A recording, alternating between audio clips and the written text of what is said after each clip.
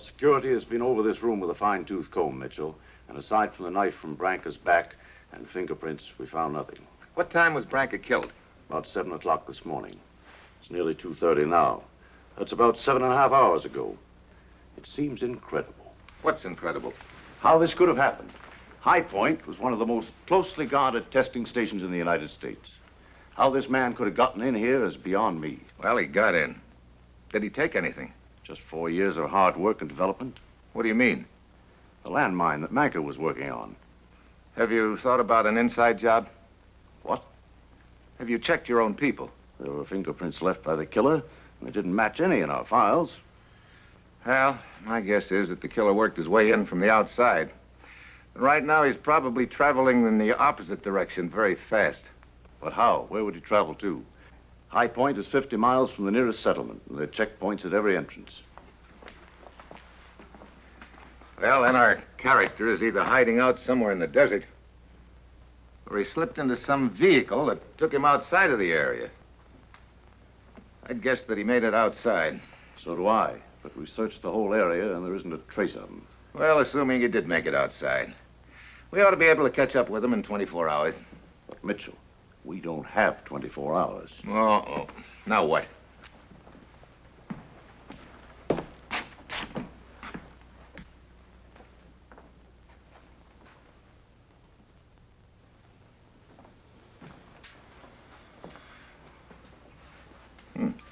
No, don't touch it. It's extremely sensitive. What is it? It's the landmine that Manka was working on. This morning at 6 o'clock, this and one other were set for tests to go to 6 o'clock tomorrow morning. You mean that thing is going to go off automatically in 24 hours? Oh, great. Where's the other one? The killer has it. And in just 15 hours and 29 minutes, wherever the killer may be, there'll be an explosion greater than a 1,000-pound bomb. Oh, this is a real sweet one. Our boy is carrying a firecracker that his bosses want, only it's lit and he doesn't know it. Is there any possibility that he might have flown in and landed near here in the desert? No, we have complete air coverage over this field. What about the buses and the commercial planes and the trains? Well, there's a Snowbird, a streamliner that goes over the pass from here to Seattle every day. What time does it leave? Well, you've lost her. She left at 8 this morning before Branca's body was found. Oh, great. And the killer could be on it.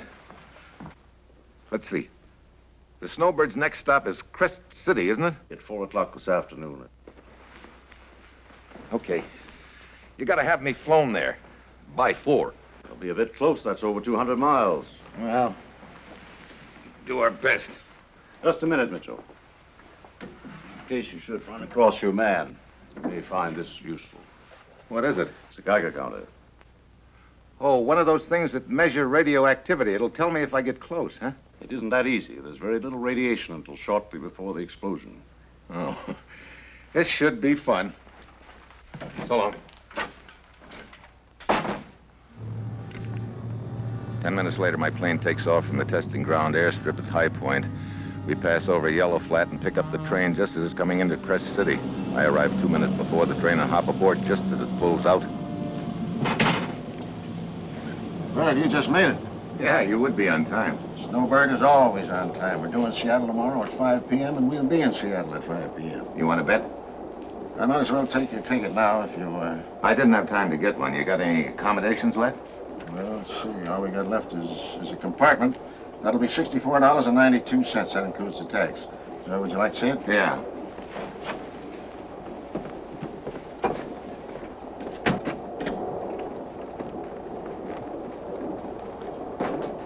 Conductor, I was in sort of a hurry to get to Crest City to catch the train. I left my travel orders at High Point. Look, no free rides. Either you hustle $64.92 or you're going to spend the winter at our next water stop. Will that do? Hey, what'll I tell Mac about this? The Snowbird's getting famous, a federal investigator. Who's Mac? Mac's the engineer. Conductor, you're telling no one who I am, you understand? Sure, Mr. Mitchell, if you say so. That's right. Now, will you show me that $64.92 plus tax compartment? Yes, sir.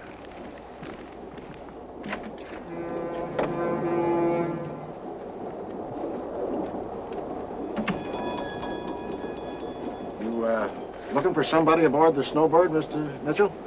Well, could be, Conductor. Have you got a list of the passengers that got on at Yellow Flat? Let's see. Got a big crowd out of there today. Weekend, you know. Mr. Mitchell, conductor learns to remember faces and sort of spot people that are, well, you know. Peculiar? Yeah, that's it, peculiar.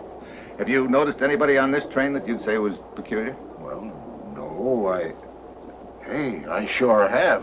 They're up in the club car now. Let's go.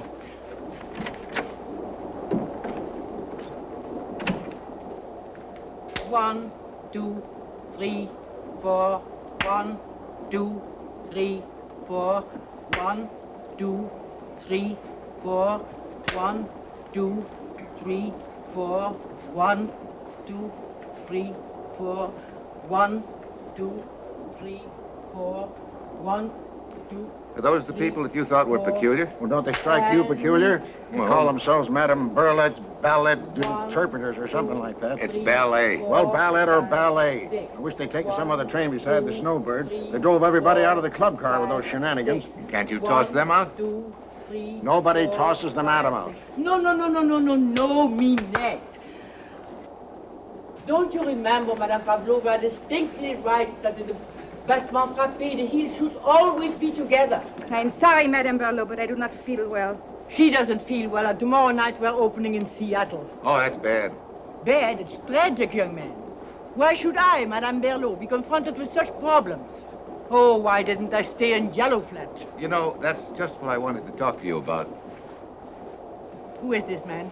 Well, this is Mr. Just curious. Well, there's nothing to conceal about it. You can ask anybody in Yellow Flat. The downstairs, they do not understand. In other words, they stunk. How many in your troop, Madame Berlot?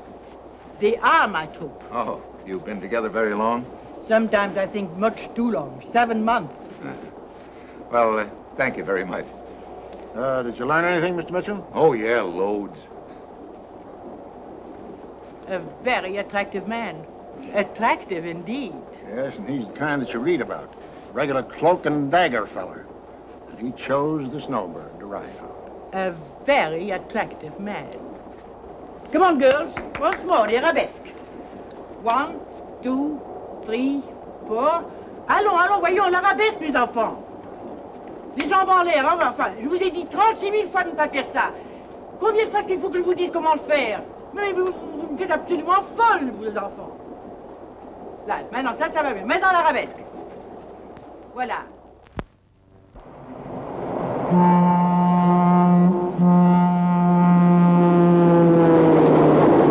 So, Madeline, she's my wife. Madeline says, who are you trying to kid? Nobody plays poker all night and half the morning. Who's the dame? Dame, she said. So I tell her I'm going to Seattle on a little vacation. Get away from her in Yellow Flat. When she wants me back and can cut out the act, okay, I'll consider it. Then she says, All right, that'll do. You don't want me no more? I don't want you no more. Wait a minute. What is this? Never mind. That's all.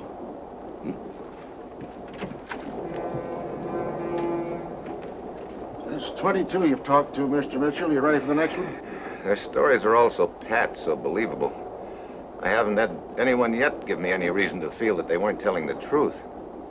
Well, Yellow Flat's a small town. It'd be hard to lie and get away with it.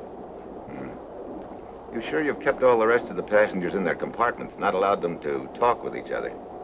Mr. Mitchell, I've been on the Snowbird for 20 years, and I get a job to do, I do it right. All right. Go get 23. That will not be necessary. I am already here. Oh, hello, Manette. Come I've in. waited a long time to see you. That'll be all, Mother's little helper.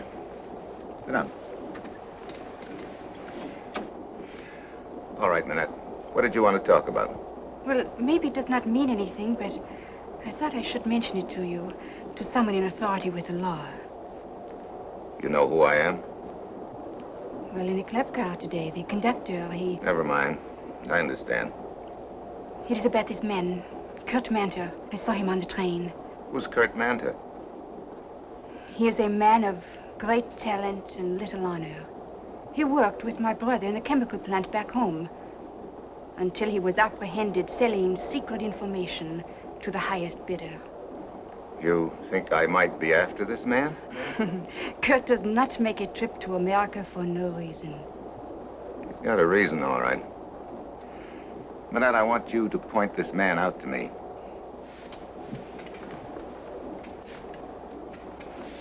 One stipulation, Mr. Mitchell. If I point this man out to you, you must protect me. A life means nothing to Kurt Manter. The best way you have of protecting your life, Manette, is to lead me to him. I can only point him out to you. I do not know his compartment. All right. Oh, conductor, have you got a chair car on this train? No, sir. Could you tell me the number of Kurt Manter's room? Kurt Manter. There's no Manter on this train. He would change his name. All right, let's go, Manette. Where are you going? Back to the last coach. I want everyone on this train to meet Manette. Oh, they'll be pleased. There are lots of coaches. It'll take a long time. Yeah. Maybe too long.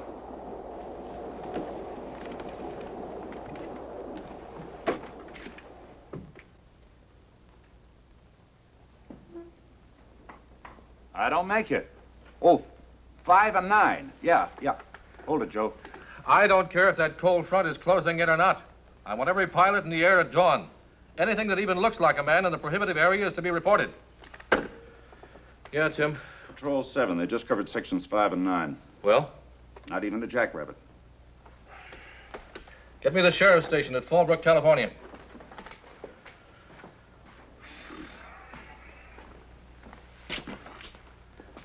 Five, 9. And the whole area is clear. Yes, sir. Check and double check. Hello. Hello? Sheriff Mortot speaking. I'm bothering you again, sir. Can we help you, sir? I'm afraid you'll have to. The Snowbird is due in your town at 5 this morning. That's a little less than 4 hours from now. I want you to flag it down. The killer must be on that train. So as you take everybody off, search them. If you don't find the mine, get everybody away from the train. The whole thing will blow sky high at 6 sharp. I got bad news, Dr. Minton. Yeah? The Snowbird won't get to Fallbrook. There's been an avalanche 40 miles up the crest. In the next hour or so, they're going to get stalled until help arrives. Well, how soon could help get to them? 5 or 6 hours, with a load of luck. There's nothing more we can do. The rest is up to Mitchell.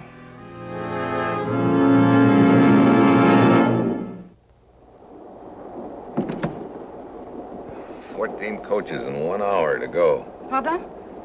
I said 14 coaches and not a bite. I'm sorry that we have not found Kurt Manter, but I am certain he is on this train. Well, if he isn't in here, our only chance is the club car.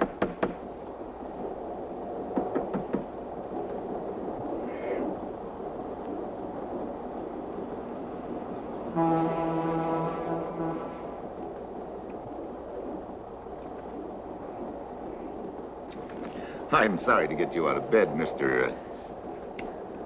Spitz. Carl Spitz. Well, I'm Steve Mitchell. This young lady seems to think she has a friend on the train, and... I'm sorry. This is the wrong compartment. I do not know this man. Oh, well, I'm sorry, too, Mr. Spitz. Perfectly all right. Mr. Mitchell, you keep looking at your watch. Are you getting off soon? The end of the line for this train is a lot closer than Seattle, Manette, believe me. What happened? I don't know. Let's go find out.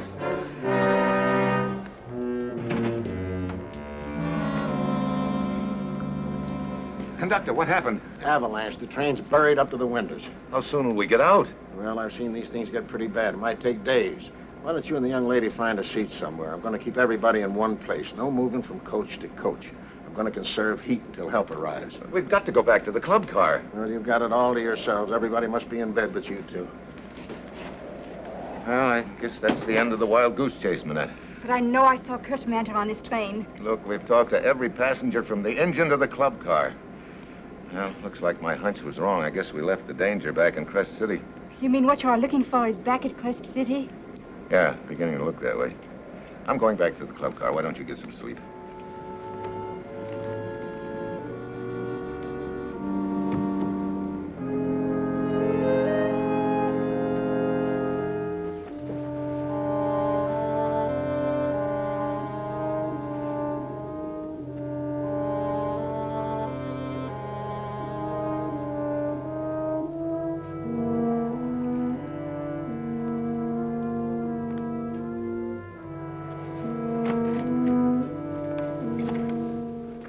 Well, enter, my dear. I was hoping we could renew our acquaintance. Was it merely an acquaintance, Kurt? Well, after all, the woman I've known so well brings in the police for an early morning chat. I can only assume that our acquaintanceship has somewhat changed. But I'm very happy that you feel sorry for what you almost have done.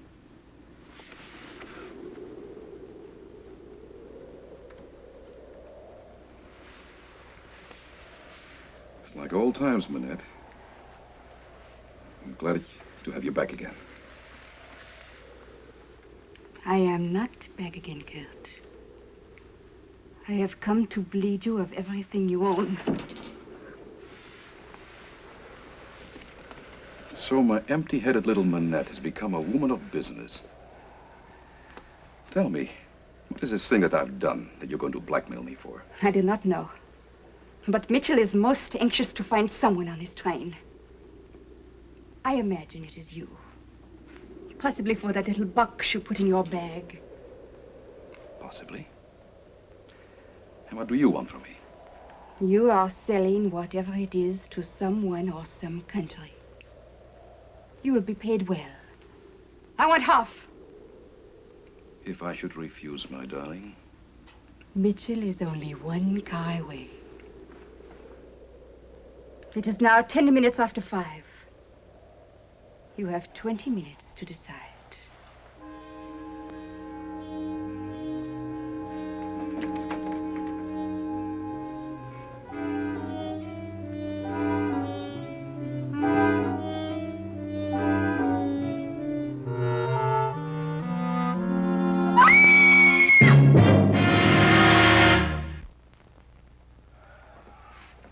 What time is it, Tim? 5:30, sir. 30 more minutes to go. Why doesn't that Tunerville trolley have a radio transmitter and receiver? Snowbird's probably snowed in on the crest by now. What about our planes? Even the birds are grounded. All right. Security. Any news? Rescue parties are on their way to the crest, sir, but it's hopeless. Even if they get through, they wouldn't make it in time. Then there's only a slim chance. Release any information regarding the theft to the broadcasting stations. Maybe it's just possible somebody has a radio aboard. But Mitchell told me that... I don't care what Mitchell told you. Do it.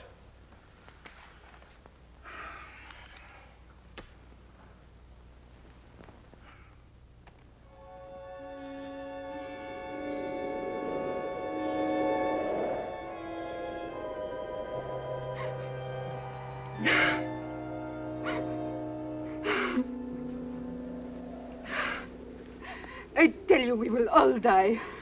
But, Claudine, my dear, this is the 20th century. Such things don't happen. Now, let's have a little music. Things were a lot tougher last night, but you didn't know it.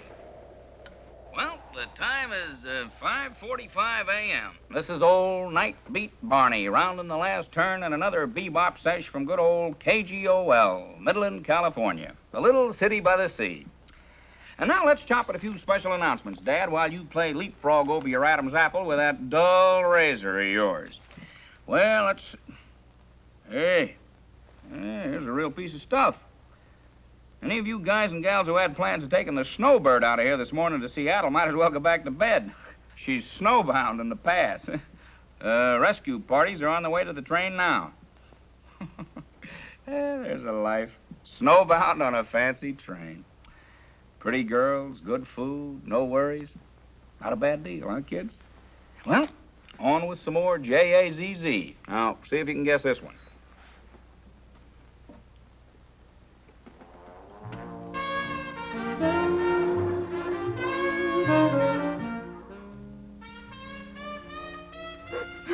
You heard what the man said, Claudine. The rescue party is on the way.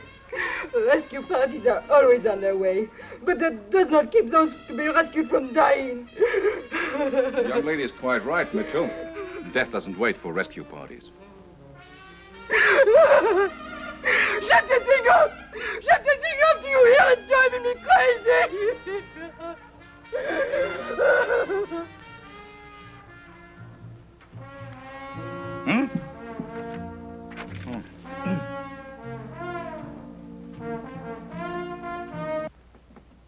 Folks, I'm interrupting our music to bring you a special bulletin from the High Point Testing Station in Nevada.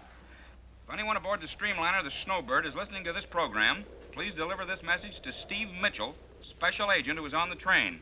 The mine is...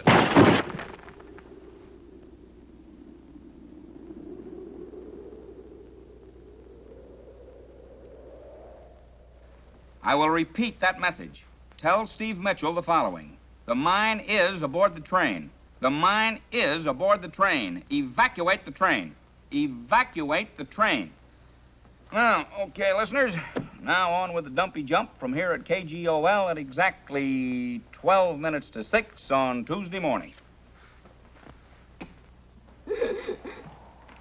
Can I see you a minute, Mr. Mitchell? Sure.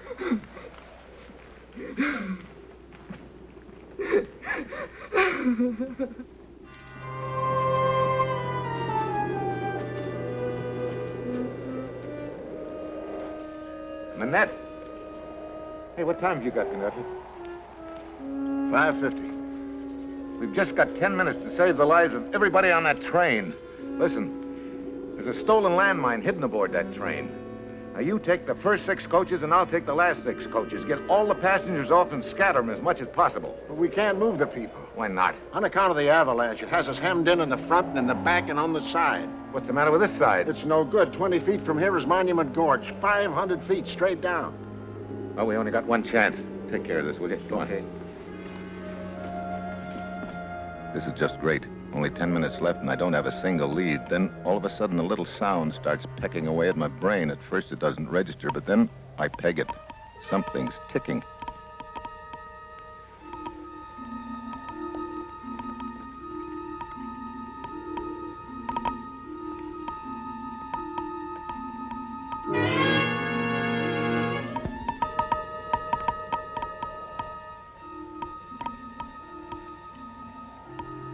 So, Manette did know that you were Kurt Nanter.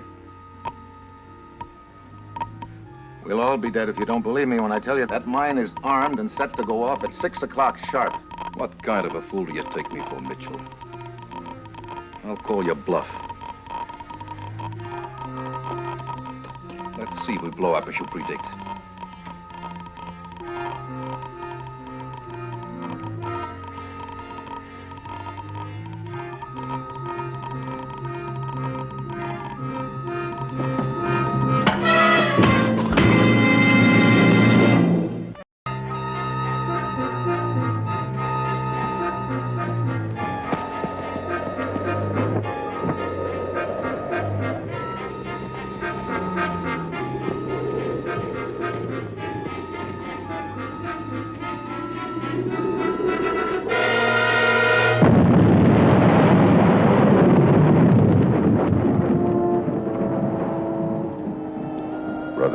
Talk about the nick of time. One more second would have been too many. Then I spotted the snowplow chewing its way towards us in big hunks. That means we'll be out of cold storage in time for lunch. Time. All of a sudden, that's a wonderful word again.